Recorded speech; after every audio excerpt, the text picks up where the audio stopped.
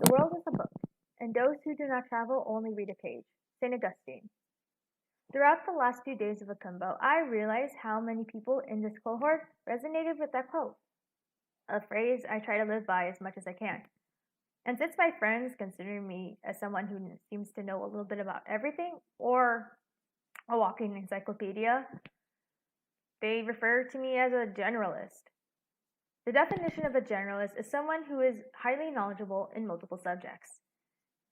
And for me, if you have met me, I am passionate about multiple things: K-pop, TV shows, cartoons, even boba, but also personality tests because I like to analyze some people sometimes. And to emphasize how much I like to learn from different things, I have listened to 630 different artists on Spotify in 2019 alone. That is 630 musicians from 45 different countries. And I can't even name them all. I guess the best parts about being this type of person is that I am open-minded, accepting, but most importantly, wise. Because the wisest people don't gain information from one source. They gain it from multiple sources. And unfortunately, we don't have time. We don't have time to pursue all the things that we want to do. And that leads to overworking and possible burnout. So when we face these life decisions to focus on one particular topic, like our majors in universities or colleges around the world, it freaks me out. It freaks a lot of people out.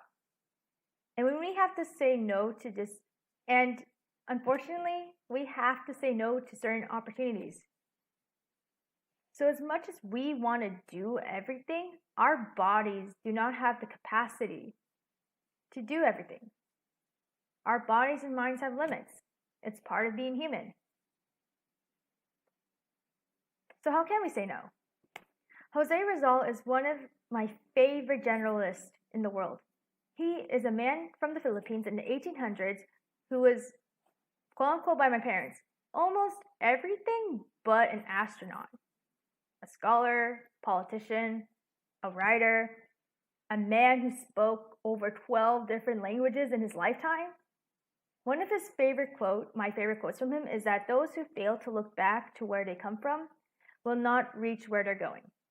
And that by examining our own past and our own histories, we get to learn more about ourselves. No history, no self. So to you all, I ask, what motivates you and why? Why does this work that you do continue to resonate with you for most of the years? What were obstacles you have to face? Why did they exist in the first place? How were you able to overcome it? What were the good parts of growing up and the bad parts of growing up? And why? Once you be able to identify in these distinct goals and moments in your life in general becomes more clear. Because it's a lot easier to make those difficult decisions once you understand who you are, both the good and the bad. And it's so much easier to say no to opportunities that align with your true goals and motivations in life, the ones that inspire you the most and who shaped you the most.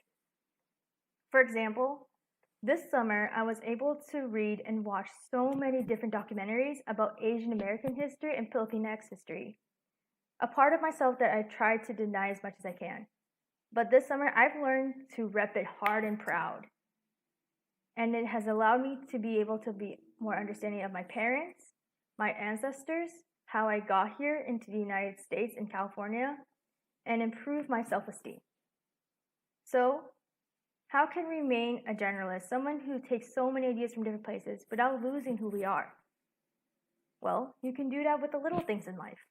Our diet does not only include the food you eat, but the content you consume. So, do you watch videos or read books that contradict with your beliefs often? Do you discover new music daily? Do you try to broaden your playlist?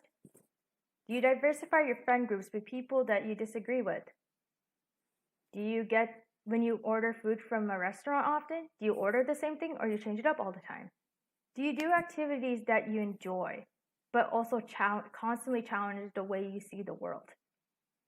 It's through these little choices that help me gain a diverse set of perspective without losing who I am or forgetting where I come from, especially as a female, Catholic, and Filipina, Black, Indigenous person of color.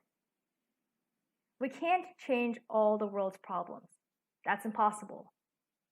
But I think as long as you're able to recognize the problems that resonate with you the most, I think that can be enough to change one small piece of the world. So at the end of the day, focus on yourself. Focus what motivates you the most. And acknowledge the problems that happen around the world at the same time. Because when you focus on the things that challenge you the most or motivate you the most, the world will change with you.